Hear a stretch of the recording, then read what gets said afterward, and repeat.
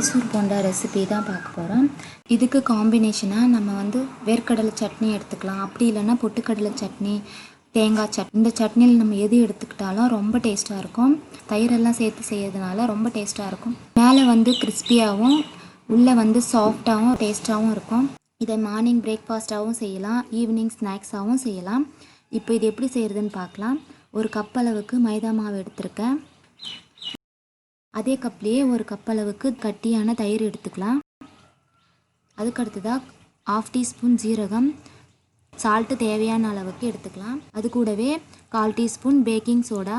அதுக்கடுத்ததாக மாவு எடுத்த கப்லேயே 1/4 கப்பு வந்து அரிசி மாவு எடுத்துக்கலாம். இப்போது தண்ணி சேர்க்கறதுக்கு முன்னாடி ஒரு தடவை இதை நல்லா நம்ம மிக்ஸ் பண்ணி விட்டுக்கலாம்.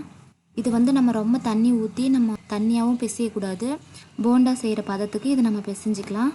பார்த்திங்கன்னா இந்த அளவுக்கு ஸ்மூத்தாக நல்லா பிசைஞ்சிக்கலாம். மாவு வந்து திக்காக இருக்கணும். இப்போது இது வந்து ஒரு 1/2 மணி நேரம் ஊற வச்சுக்கலாம்.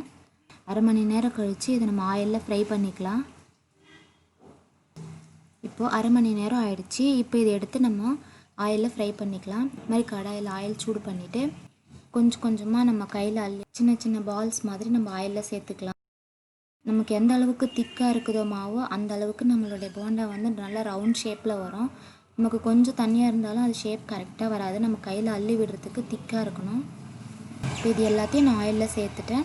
இப்போ இது எல்லாத்தையும் நல்லா ஃப்ரை பண்ணிக்கலாம். இது வந்து நல்லா திருப்பி விடணும். அப்போ தான் வந்து எல்லா சைடும் வந்துமே நமக்கு ஃப்ரை ஆகும்.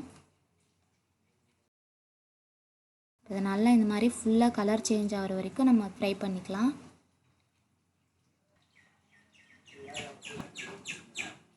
இப்போ பார்த்திங்கன்னா நமக்கு எல்லாமே ஃப்ரை ஆகிடுச்சு. கலர் ஃபுல்லாக நமக்கு சேஞ்ச் ஆகிடுச்சு.